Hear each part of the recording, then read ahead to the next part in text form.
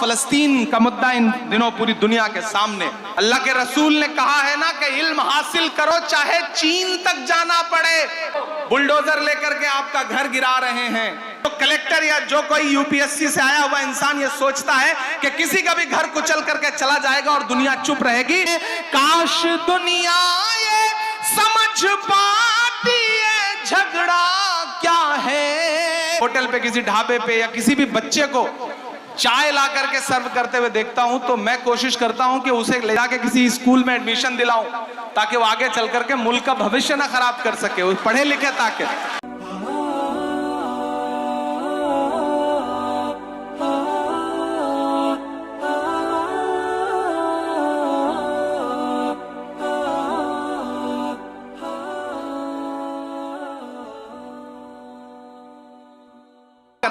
हमें MH, inter college जैसे सैकड़ों हजारों इंटर कॉलेजेस की जरूरत है। इस भीड़ में बैठे हुए सारे लोगों से मैं ये गुजारिश करूंगा, आप अलग अलग दुनिया के लोग हैं, किसी को खुदा ने बहुत दौलत दी होगी, किसी को खुदा ने कोई अलग हुनर दिया होगा, कोई सियासत में बहुत आगे होगा।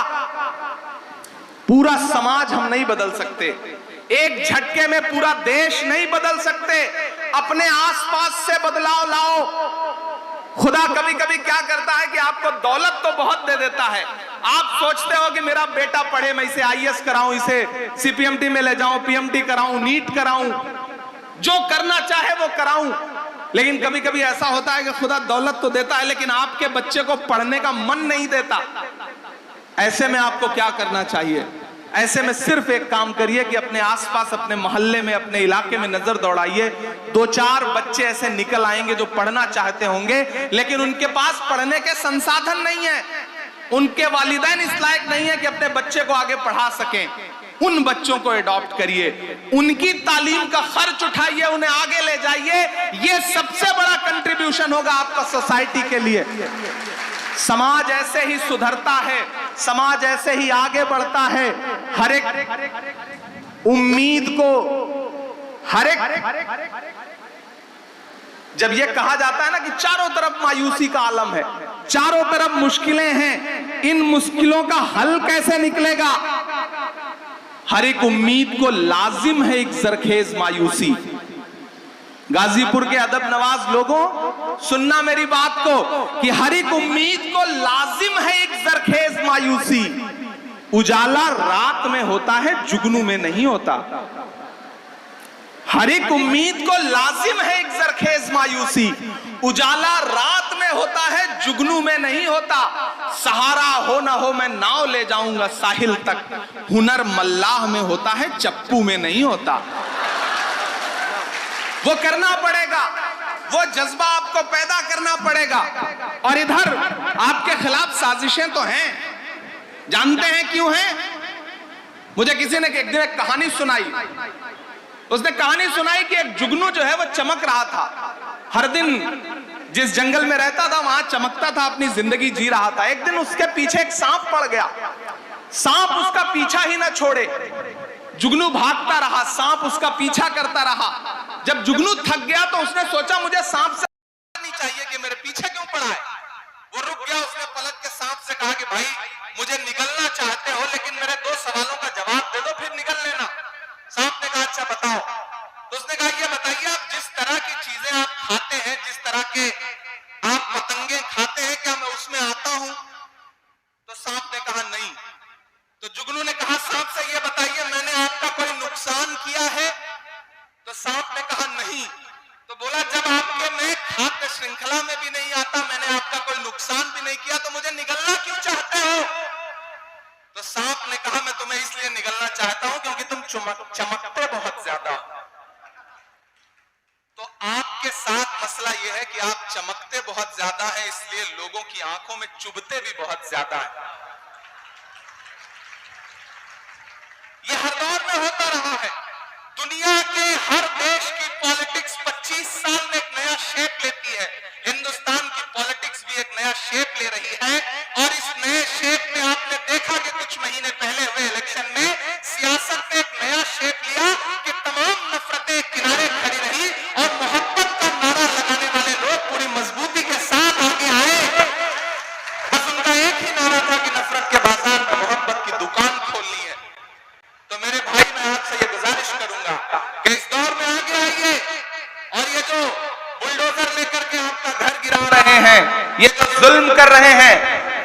इसको दर्ज करिए।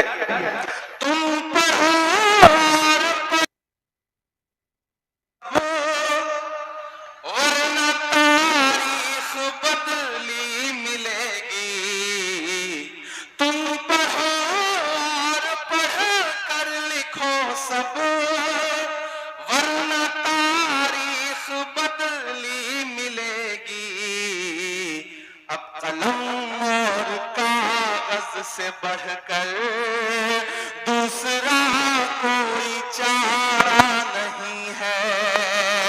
अब कलम और कागज से बढ़कर दूसरा कोई चारा नहीं है।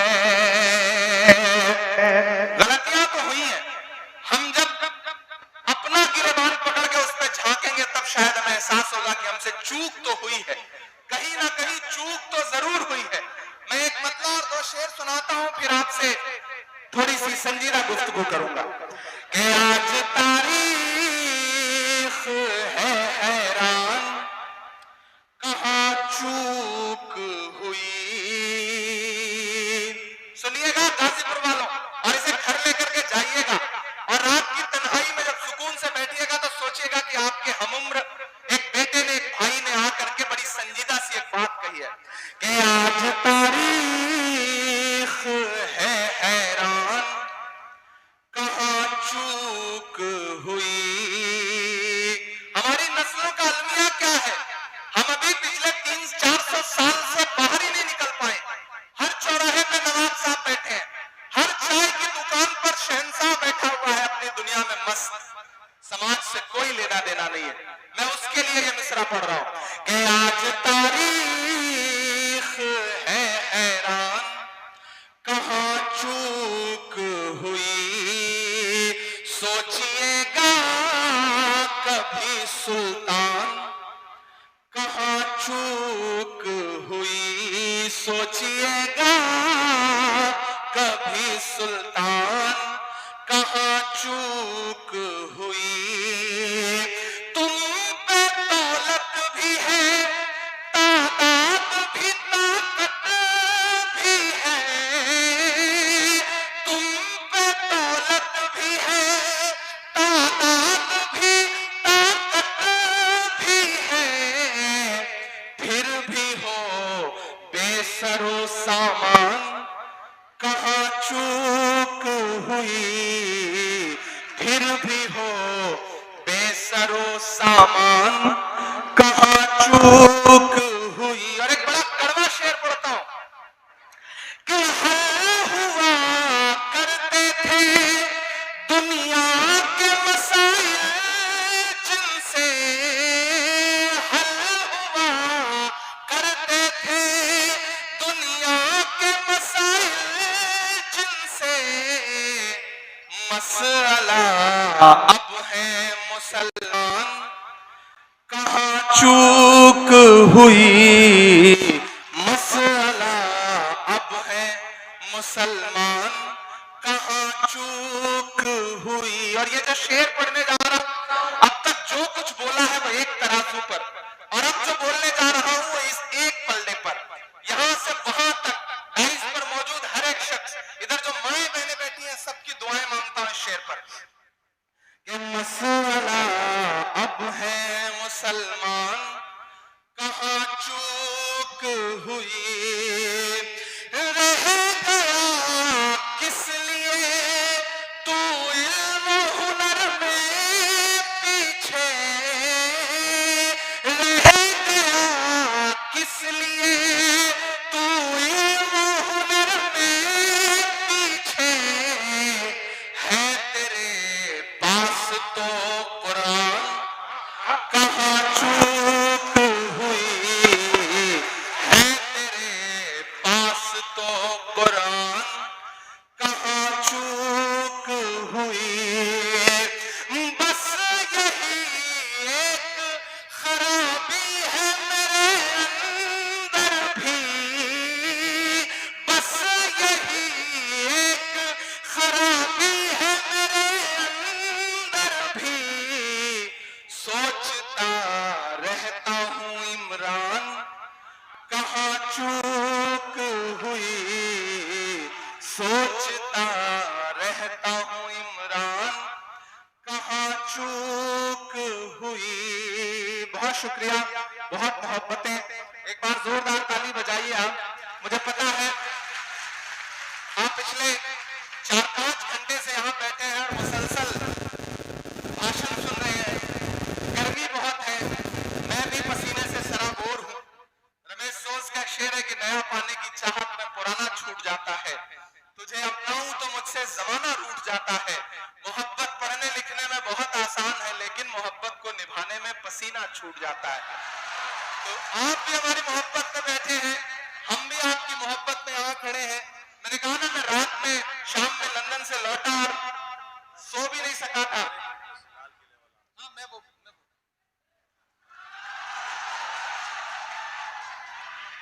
गाजीपुर का आदमी भी, उसे सारे हुनर आते हैं। वो एक माला पहनाने आता है, माइक पर खड़े आदमी को लगता है कि माला पहनाने आया है, लेकिन नहीं, वो एक नज्म की फरमाइश लेके आते हैं। माला पहनाते हैं और कहते हैं माला हमने पहनाई है, अब इसके एवज में आपको एक नज्म पढ़नी पड़ेगी। ये गाजीपुर ही कर सकता है साहब। यहाँ का आदमी अपने आप में कमाल है। वो मैं एक दिन दिल्ली रेलवे स्टेशन में ट्रेन से उतरा, मेरे साथ मेरे दोस्त थे गाजीपुर के, वो खालिद अमीर साहब नहीं थे, दूसरे कोई थे। जब मैं उतरा तो बाहर भिखारी घूम रहा था, वो दौड़ करके आया, उसने कहा साहब 5 दिन से कुछ खाया नहीं है, खाने के लिए दे दीजिए। तो जो हमारे साथी थे उन्होंने अपनी जेब से 500 का नोट निकाला और उस भिखारी से कहा कि तुम्हारे पास फुटकर है, चेंज है? तो उसने कहा साहब है। उसने अपनी जेब से तुरंत 400 रुपए के 100 के 4 नोट निकाले, बोले साहब चेंज है? तो उसका 400 देख करके गाजीपुर के भाई साहब ने उससे कहा कि जब तुम्हारे पास पैसा है तो जाओ उसी से कुछ खा लो, हमें देने की क्या जरूरत है। फिर अपना 500 पलट के जेब में रख लिया। ये हुनर गाजीपुर को आता है, अल्हम्दुलिल्लाह। अल्लाह सलामत रखे। आप अपने लिए एक बार जोरदार ताली बजाएं। और मेरा मानना है, लेकिन मैं हमेशा इस बात को मानता हूं, ये जो 4 फीट ऊंचा स्टेज है ना, इसमें बैठे हुए लोग ज्यादा मोतबर नहीं है। वो जो सामने नीचे 4 फीट बैठे लोग हैं, ये ज्यादा मोतबर लोग। देखिए, अपनी तारीफ सुन के आदमी कैसे ताली बजाता है। मैं बताता हूं क्यों है। मेरा मानना है, किसी भी प्रोग्राम में जिस तरह तराजू होती है तो उसके 2 पलड़े होते हैं ना, तो यहाँ भी 2 है, एक ये स्टेज है और ये एक सामने ऑडियंस है, लोग हैं, अवाम है। लेकिन मेरा हमेशा मानना है कि तराजू का वही पलड़ा नीचे होता है जिसमें वजन ज्यादा होता है। आप ज्यादा वजनदार लोग, आप ज्यादा समझदार लोग हैं। आप पिछले 5 घंटे से 4 घंटे से पसीने में, गर्मी में, परेशानी में बैठे हैं, लेकिन मैं आपकी मोहब्बत को सलाम करूंगा। और मैं बहुत दिन बाद किसी स्कूल के प्रोग्राम में आया हूं, वरना हर शाम किसी मुशायरे में रात के 12 बजे 11 बजे पहुंचना, मुशायरे सुनाना और वापस चले जाना, या फिर किसी पॉलिटिकल प्रोग्राम में पहुंचना तो तकरीर करना और वापस चले जाना। लेकिन बहुत दिनों बाद एक ऐसी महफिल सजी है जिसमें मुझे बच्चों से मिलने का मौका मिल रहा है, उनकी तकरीरें या उनकी नज़में सुनने का मौका मिल रहा है। और जिन दोनों बच्चों ने मेरी नज़में सुनाई मदरसे की और लाल किला की, मैं उन दोनों बच्चों को मुबारकबाद दूंगा कि आप बहुत अच्छा पढ़ रहे थे। और एक बात यहां मौजूद हर तलबा से, हर स्टूडेंट से कहना चाहता हूं, अगर इमरान प्रतापगढ़ी जैसा कोई आदमी इस देश की पार्लियामेंट में पहुंच सकता है, तो यहां मौजूद कोई भी बच्चा देश की पार्लियामेंट में पहुंच सकता है। मैं आपसे ज्यादा गांव से आया हूं, 12 किलोमीटर साइकिल चला करके रोज स्कूल जाया करता था अपने हाई स्कूल तक की पढ़ाई के लिए।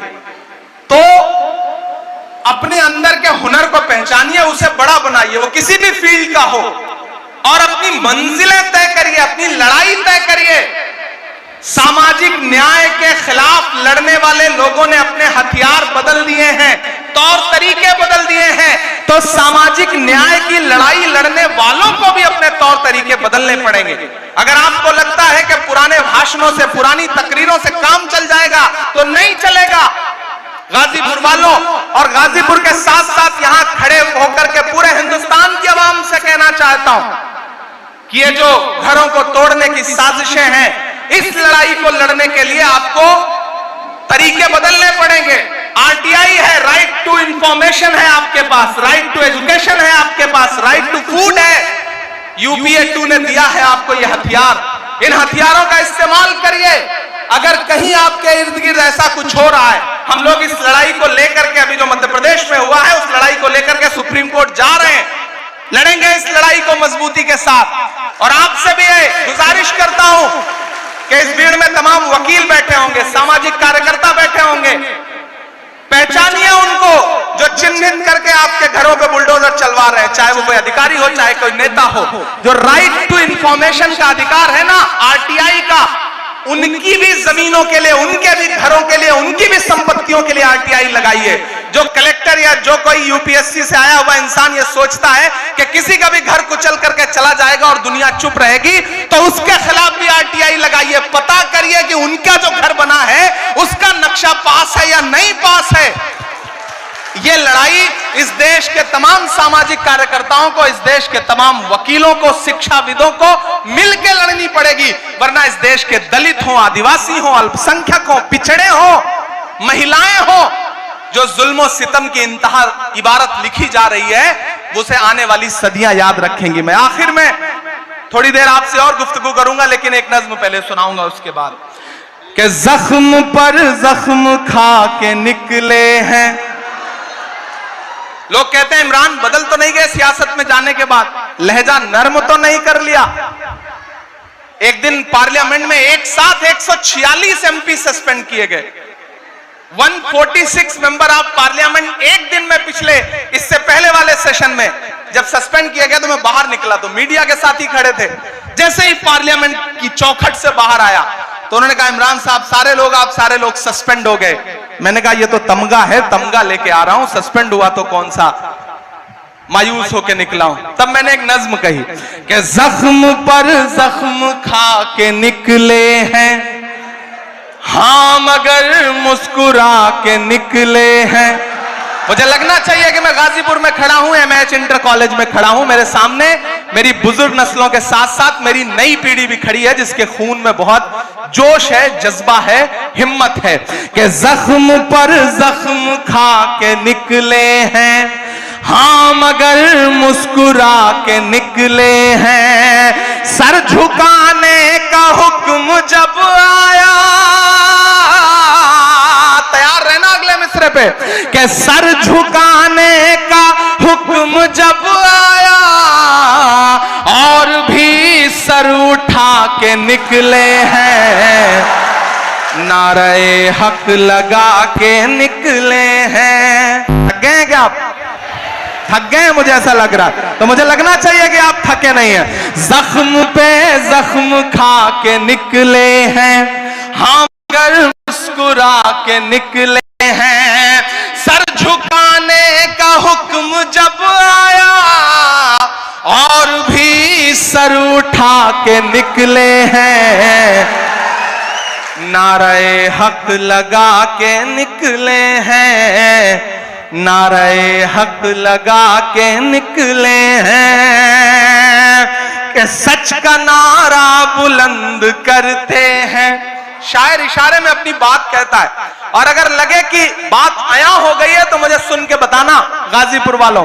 कि सच का नारा बुलंद करते हैं, झूठ को नापसंद करते हैं, झूठ को नापसंद करते हैं। सच का नारा बुलंद करते हैं। हाकिमे वक्त से अदावत है, हाकिमे वक्त से अदावत है, वो हमें कम पसंद करते हैं, वो हमें कम पसंद करते हैं। झूठ के हाकिमों के चेहरे पर आईना हम दिखा के निकले हैं, नारे हक लगा के निकले हैं। जख्म पे जख्म खा के निकले हैं। आखिरी बंद पढ़ता हूं इस नज्म का। कि जुल्म की रात से नहीं डरते। सलाम गाजीपुर आपको, बस इससे ज्यादा कुछ नहीं कहूंगा, बस सलाम करता हूं और ये मिसरे पढ़ता हूं। कि जुल्म की रात से नहीं डरते, सख्त हालात से नहीं डरते, जुल्म की रात से नहीं डरते, सख्त हालात से नहीं डरते। तुमको तारीख ये बता देगी तुमको तारीख ये बता देगी, हम किसी बात से नहीं डरते, हम किसी बात से नहीं डरते, जुल्म की रात से नहीं डरते, सख्त हालात से नहीं डरते। तुमको तारीख ये बता देगी, हम किसी बात से नहीं डरते। हम तो निकले हैं मुस्कुराते हुए और वो तिल मिला के निकले हैं, नारे हक लगा के निकले हैं, हाँ मगर मुस्कुरा के निकले हैं। बहुत शुक्रिया, बहुत मोहब्बतें। और 4 मिसरे ये भी पढ़ता हूं कि देखना इंकलाब आएगा, हर सितम का जवाब आएगा। कुछ तो मीडिया को भी मसाला देना जरूरी है ना, कि देखना इंकलाब आए। सब छोड़ दो, शिक्षा पे कल कुछ नहीं छपेगा, ये मिसरे छपेंगे, आप देखिएगा कि देखना इंकलाब आएगा, हर सितम का जवाब आएगा। अच्छे दिन का किए थे जो वादा, अच्छे दिन का किए थे जो वादा, उनका दिन भी खराब आएगा, उनका दिन भी खराब आएगा। बहुत शुक्रिया।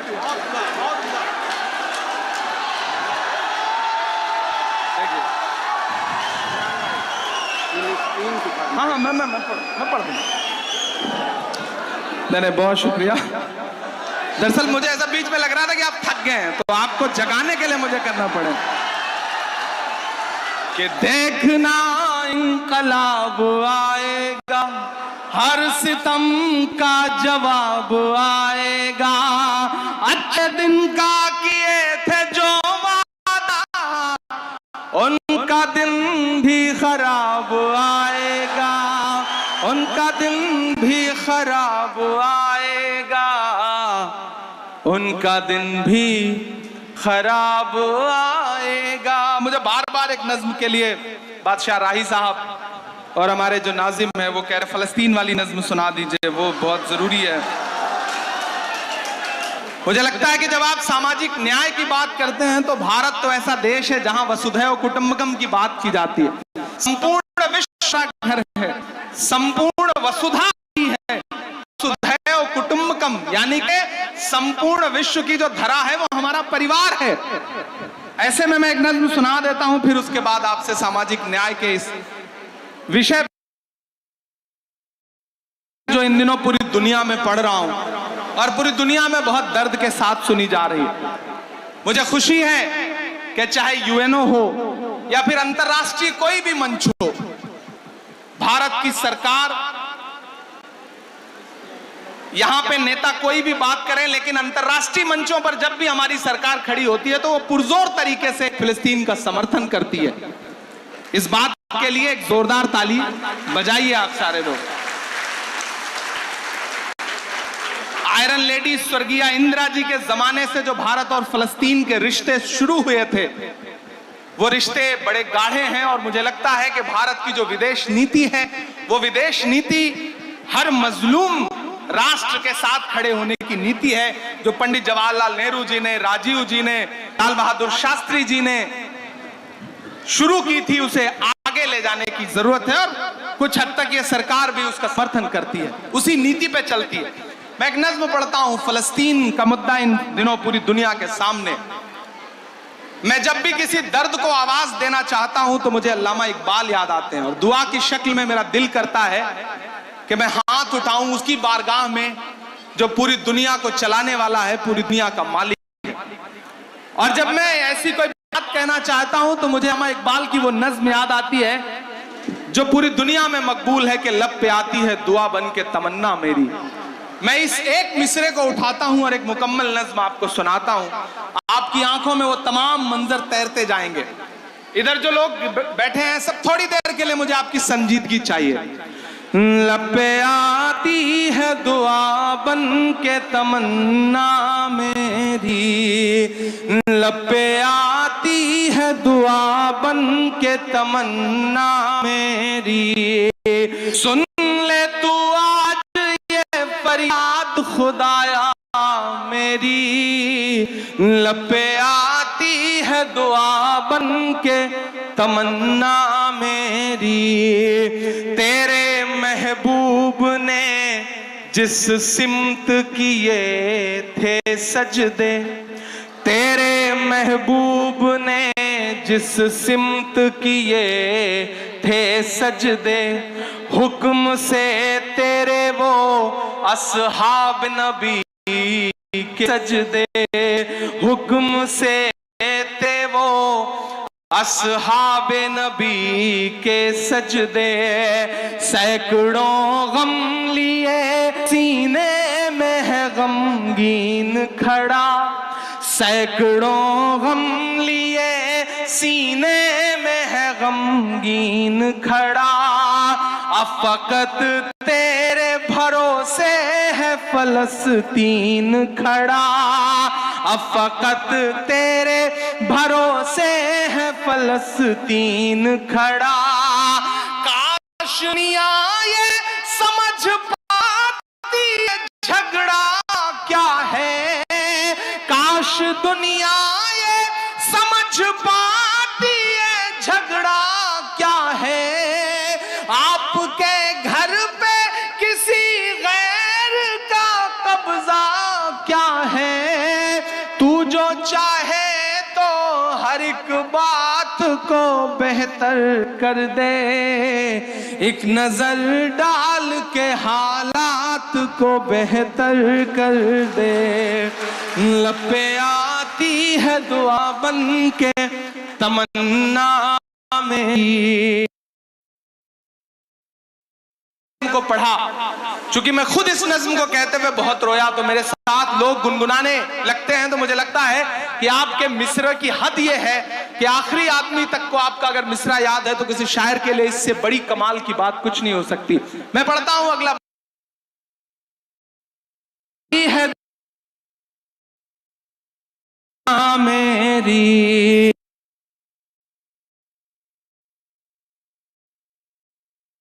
है मेरे मौला सारी दुनिया ही तमाशाई है मेरे मौला, सारी दुनिया ही तमाशाई है मेरे मौला। जो तेरे नाम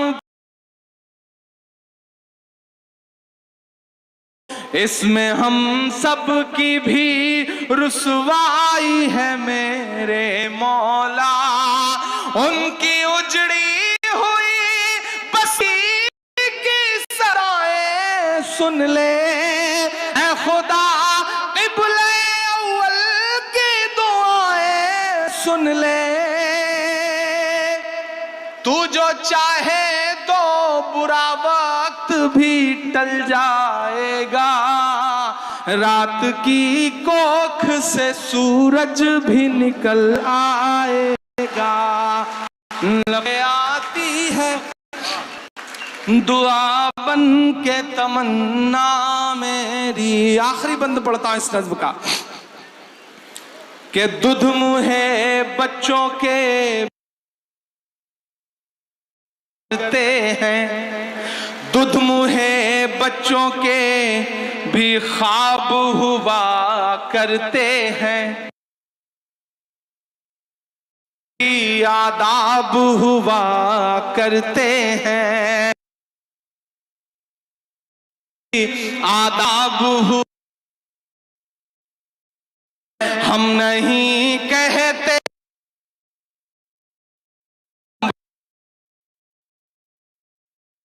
तेरे ही आगे झुके वो सर दे दे। लश्करे फील जहालत पे उतर आया है, लश्करे फील जहालत पे उतर आया है। ऐ खुदा फिर कर दे दे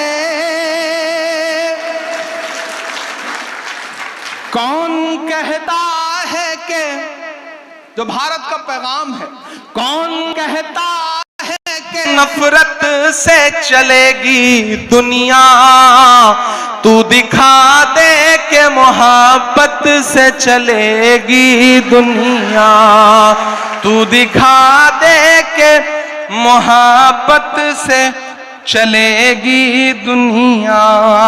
लपे आती है दुआ बन के तमन्ना मेरी।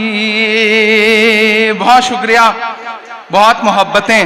और आखिर में गाजीपुर वालों, आपसे बस इतना कह रहा हूं कि सामाजिक न्याय की लड़ाई में ही नहीं बल्कि जिंदगी के हर मोड़ पर शिक्षा का जो महत्व है, उस महत्व को समझना पड़ेगा।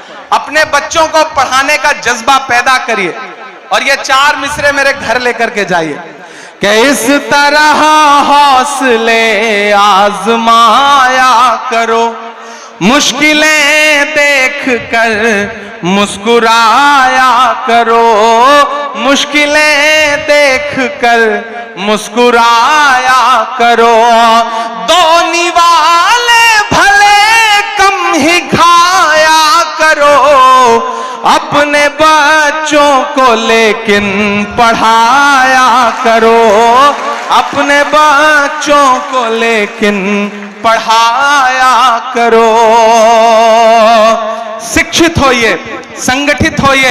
कभी डॉक्टर बाबा साहब अंबेडकर ने कहा था ना कि शिक्षा वो शेरनी है कि जिसका दूध जो कोई भी पिएगा वो दहाड़ेगा। तो अगर दहाड़ना चाहते हो, समाज में इज्जत के साथ रहना चाहते हो, तो शिक्षित बनो। बिना शिक्षा हासिल किए, बिना पढ़े, इसलिए मत पढ़ो कि नौकरी मिल जाएगी। सिर्फ नौकरी का मकसद बना के मत पढ़ो, इसलिए पढ़ो कि समाज में इज्जत के साथ जीना है। और अगर किसी के साथ जुल्म हो रहा है, वो कोई भी हो, वो दलित हो, पिछड़ा हो, आदिवासी हो, महिलाएं हो, युवा हो, अगर उनके साथ जुल्म हो रहा है तो अपने इल्म का इस्तेमाल उस जुल्म को रोकने के लिए करो। अल्लाह के रसूल ने कहा है ना कि इल्म हासिल करो चाहे चीन तक जाना पड़े। तो चीन जाने से मुराद मुझे लगता है उस दौर में यही थी कि कितनी भी मुश्किल आए, कितना भी दूर जाके इल्म हासिल करना पड़े, लेकिन इल्म हासिल करो और डरना बंद करो। आखिर में डरना बंद करो। हुकूमत यह दिखाना चाहती है कि तुम्हारी चूड़ी टाइट कर रहे हैं इसलिए लोग खुश हो रहे हैं। एक तबका है ना जो इस बात पर खुश है कि तुम्हारी चूड़ी टाइट हो रही है। नहीं, डरना बंद करो। एक बुरा दौर आया है, टल जाएगा। वक्त का क्या है, एक दिन बदल जाएगा, बदल जाता है वक्त। और जो डराने की साजिशें लेके बैठे हैं उनसे बस इतना कह के जाता हूं कि मत समझना डराने से डर जाएंगे। मैंने कहा ना, मैं वीर अब्दुल हमीद की सरजमीन पे खड़ा हूं। मैं ब्रिगेडियर उस्मान से लेकर के डॉक्टर मुख्तार अंसारी की सरजमीन पे खड़ा हूं। मैं राम उग्रा पांडे की सरजमीन पे खड़ा हूं। तो ये मिसरे पढ़ के जाता हूं कि मत समझना डराने से डर जाएंगे। खालिद अमीर साहब ने हमें चाय तक नहीं पिलाई है अभी, लेकिन आपको नाश्ता कराने जा रहे थे। ये कमाल है खालिद अमीर साहब का कि स्टेज पर चाय, अच्छा चाय नहीं पिलाई तो चलो ये काम तो ठीक ही किया, चाय वाला कोई मसला न रह जाए तो ज्यादा ठीक है। देखिए, मैं तो आजकल एक काम करता हूं विश्व विजय भाई, तो राजनीतिक आदमी है, कभी कभी इस तरह की टिप्पणियां भी जरूरी है कि मैं कहीं किसी होटल पे, किसी ढाबे पे या किसी भी बच्चे को चाय ला करके सर्व करते हुए देखता हूं तो मैं कोशिश करता हूं कि उसे ले जाके किसी स्कूल में एडमिशन दिलाऊं ताकि वो आगे चल करके मुल्क का भविष्य ना खराब कर सके, वो पढ़े लिखे ताकि। कि मत समझना डराने से डर जाएंगे। गाजीपुर के खून का जो उबाल है ना, जो इस मिट्टी का तेवर है ना, जो सरहदों की हिफाजत में खड़ा हुआ गाजीपुर का कोई भी लाल इस बात की परवाह नहीं करता कि सामने टैंक है या पैटर्न टैंक है या कौन है, वो अपनी जान की बाजी लगा करके भारत की सरहदों की हिफाजत करता है। मैं उस मिट्टी में खड़ा होकर के आखिर में आपको पुकारता हूं और ये मिसरे पढ़ता हूं, आपकी तालियों के शोर के साथ विदाई मांगता हूं कि मत समझना डराने से डर जाएंगे। अपनी बातें कहना सीखिए, पढ़िएगा तो अपनी बातें कहना भी सीखिएगा। कौन सी बात कहां कैसे कही जाती है, यह सलीका हो तो हर बात सुनी जाती है। मैं जब आया मेंबर ऑफ पार्लियामेंट बनके तो मैं ओथ लेने गया, तो मैंने हिंदी में शपथ ली। तो उस समय तत्कालीन उपराष्ट्रपति थे वेंकैया नायडू जी। उन्होंने मुझे बुलाया अपने चैम्बर में और बुला के मुझसे कहा कि मैंने बहुत दिन बाद किसी युवा को इतनी शुद्ध हिंदी बोलते हुए देखा। तो मैंने कहा सर मैं हिंदी साहित्य का विद्यार्थी हूं। तो वो और चौंके, बोले तुम तो शायर हो। मैंने कहा यह कितना खूबसूरत कॉम्बिनेशन है कि मैं इलाहाबाद विश्वविद्यालय में गंगा और जमुना के तट पर बैठ करके मैंने शायरी और कविता लिखनी सीखी है। जहां संगम होता है जो नदियों का, वहां पे साहित्य का संगम होता है। मैं उस मिट्टी से आया हूं, इसलिए इस सरकार की सारी खुराफातें समझता हूं और उसको इसी भाषा में जवाब देने का हुनर भी जानता हूं। एक दिन महिला सशक्तिकरण पे बात हो रही थी तो मैं खड़ा हुआ बोलने के लिए। तो मैंने कहा यत्र नार्यस्त पूज्यन्ते रमन्ते तत्र देवता। जब मैंने संस्कृत का सूत्र वाक्य सुनाया तो भाजपा के एक नेता बाद में मुझे सदन खत्म होने के बाद बोले इमरान आप संस्कृत का श्लोक सुना रहे हो। मैंने कहा इसमें कौन सा कमाल है भाई, मैं हिंदी साहित्य का पढ़ा हुआ हूं। अभी तो मैंने एक श्लोक सुनाया है, आपने महिलाओं के खिलाफ अत्याचार बंद नहीं किए तो और भी श्लोक सुनाऊंगा आपको। तो आपको शिक्षित इसलिए भी होना है कि दुनिया को समझने के लिए पढ़ोगे नहीं तो कैसे आगे बढ़ोगे। इसलिए मेरी गुजारिश है भाइयों और खास तौर से युवा साथियों कि अपनी मंजिलें तय करो, पढ़ो और डरना बंद करो और हुकूमतों से ये कहो कि मत समझना डराने से डर जाएंगे, मत समझना डराने से डर जाएंगे, अब के सारी हदों से गुजर जाएंगे। तैयार रहना तालियां आप बजाने के लिए जो अगले दो मिसरे हैं उस पर। गाजीपुर की आवाम के लिए कहे गए मिसरे हैं वो कि मत समझना डराने से डर जाएंगे, अब के सारी हदों से गुजर जाएंगे, मौत के नाम का खौफ देता है क्यों। तैयार रहिएगा कि मौत के नाम का खौफ देता है क्यों, मौत जिस रोज आएगी मर जाएंगे, मत समझना डराने से डर जाएंगे, अब के सारी हदों से गुजर जाएंगे, कि हमने जमजम दिया आबे गंगा दिया, हमने जमजम दिया आबे गंगा दिया, तुमने भारत को दंगा ही दंगा दिया। और अगले जो दो मिसरे हैं जिन्होंने अब तक हाथ नहीं खोले होंगे उन्हें भी कसम देता हूं अगर तालियां रोक पाइएगा तो रोकिएगा कि हमने जमजम दिया आबे गंगा दिया, तुमने भारत को दंगा ही दंगा दिया, तुमने एक रंग के ख्वाब देखे मगर, तुमने एक रंग के ख्वाब देखे मगर, हमने हिंदुस्तान को तिरंगा दिया।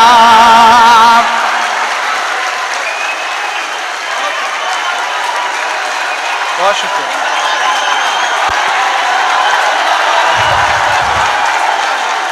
बहुत शुक्रिया। हमने जमजम दिया आब गंगा दिया।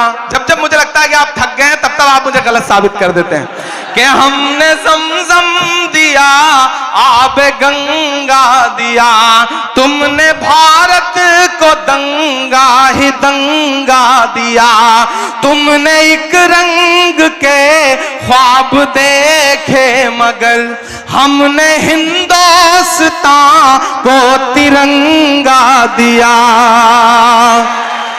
ये तिरंगा बदन पर लपेटे हुए, ये तिरंगा, कल मैं याद रह जाऊं तो इन मिसरों से आपको याद रह जाऊं कि ये तिरंगा बदन पर लपेटे हुए एक दिन इस जमीन में उतर जाएंगे। मत समझना डराने से डर जाएंगे, अब के सारी हदों से गुजर जाएंगे।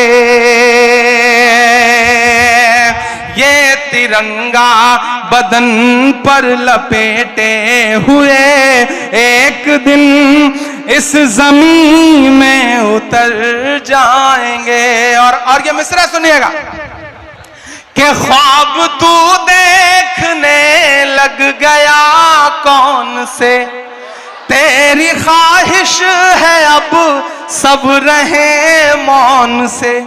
बात इतनी सी है कोई समझाइए, हमने झेले हैं दुनिया में फिरौन से कि ना इधर जाएंगे ना उधर जाएंगे, ना इधर जाएंगे ना उधर जाएंगे, बन के खुशबू फजा में बिखर जाएंगे।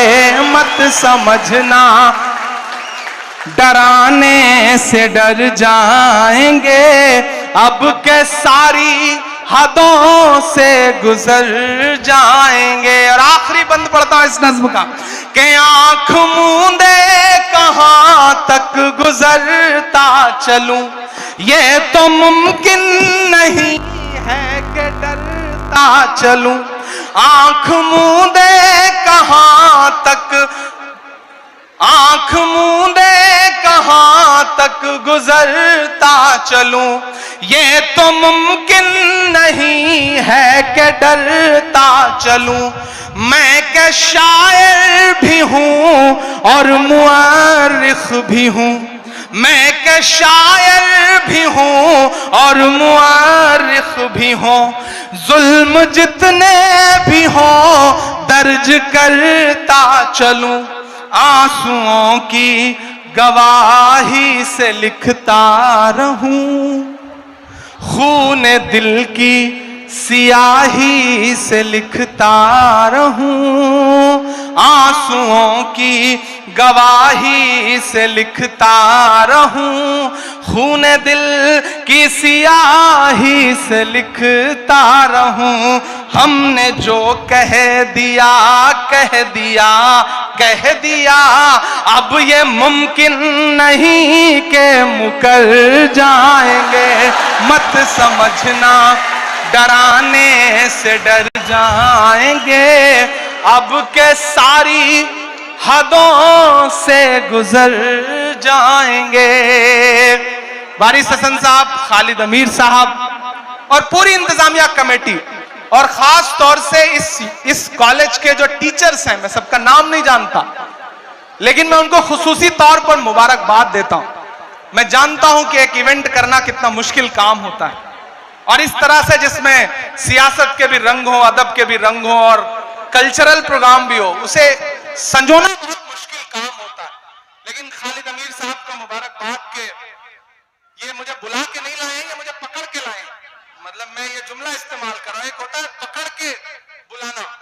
मैं लंदन था और दिन में 3 फोन इनके इस बात के आते थे कि आपकी फ्लाइट कब लैंड करेगी, आप देर ना कर दें, फ्लाइट डिले ना हो जाए। मैंने कहा इतना परेशान मत होइए, इंशाल्लाह गाजीपुर वालों से एक जज्बाती रिश्ता है तो मैं उस रिश्ते को निभाने के लिए जरूर पहुंचूंगा, चाहे जैसे पहुंचूं।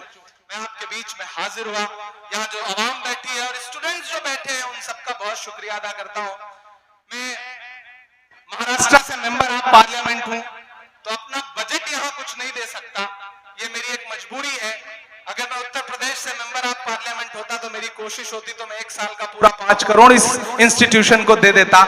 लेकिन मैं ये एक वादा आपसे खालिद अमीर साहब ये करता हूं कि आप दिल्ली आइए, चूंकि मेरी कलम यहाँ के लिए फंड नहीं दे सकती, मैं सिर्फ महाराष्ट्र के लोगों को फंड दे सकता हूं। लेकिन ऐसे कई राज्यसभा मेंबर ऑफ पार्लियामेंट हैं जो हमारे साथ उत्तर प्रदेश के हैं और हमारे साथ हैं, हम उनके कहीं काम आ जाते हैं, हम उनसे कोई काम ले लेंगे। तो आप आइए। जिस तरह से एक हॉल यहां पे आपने बनाया है गर्ल्स ब्लॉक के लिए, बच्चियों की तालीम के लिए, और भी कुछ आप करना चाहते हैं तो मुझे बताइए। मैं खुद भले ना दे पाऊं लेकिन फकीर सबके लिए इंतजाम रखते हैं। मैं इस कॉलेज के लिए कुछ ना कुछ जरूर दिलवाऊंगा, ये आपसे वादा कर रहा हूं। एक ऐसा फंड, एक ऐसी रकम जिससे यहां पे कोई हॉल बन सके, कोई लाइब्रेरी बन सके, मैं अपनी तरफ से ये वादा कर रहा हूं। और दुआ करिए, जैसा उमर साहब कह रहे थे, आने वाला वक्त ऐसा हो कि मुल्क के सियासी हालात करवट लेगी, तो आपकी दुआ रही तो आपका ये भाई इस पोजीशन में भी होगा कि इस कॉलेज को कुछ बहुत बड़ा दे सके। और ऐसा होगा, जरूर होगा, ये मुझे पूरा यकीन है। और उस दिन एमएएच इंटर कॉलेज में आके मैंने जो वादा किया, या खड़े होकर के जो आपसे गुफ्तगू की है, उसके लिए आप आइएगा और मुझे याद दिलाइएगा, मैं इंशाल्लाह खड़ा मिलूंगा। और आप सब साथियों से गुजारिश है, अपने बच्चों को पढ़ाइए। अगर आपके बच्चे का पढ़ने में मन नहीं है तो अपने आसपास के किसी बच्चे को पढ़ाइए, क्योंकि शायद वो पढ़ना चाहता हो और उसके पास पढ़ने के रिसोर्सेज ना हो। बेसिक स्कूल बनाइए, यूनिवर्सिटियां बहुत हैं, बेसिक स्कूल की जरूरत है। बेसिक स्कूल में बच्चों को भेजना शुरू करिए। और इमरान प्रतापगढ़ी आपकी दुआओं की वजह से देश की पार्लियामेंट का हिस्सा है।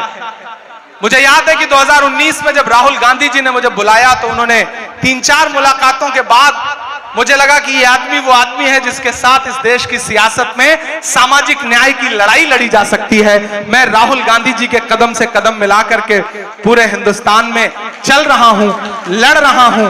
तो मैं आपसे ये गुजारिश करूंगा कि जो भरोसा आपने जता रखा है उस भरोसे को मजबूत रखिएगा। और बदन में जो भी लहू है तेरी अमानत है, जहां जहां हो जरूरत वसूल कर लेना। मैं इमरान प्रतापगढ़ी हूं तो आपकी दुआओं के सदके में हूं, वरना मुझ में ऐसा कुछ नहीं था कि मैं वहां जाकर के आपकी खिदमत कर पाता। आपकी दुआओं ने बड़ा बनाया है। एक बार फिर से आप सभी साथियों का बहुत सारा शुक्रिया।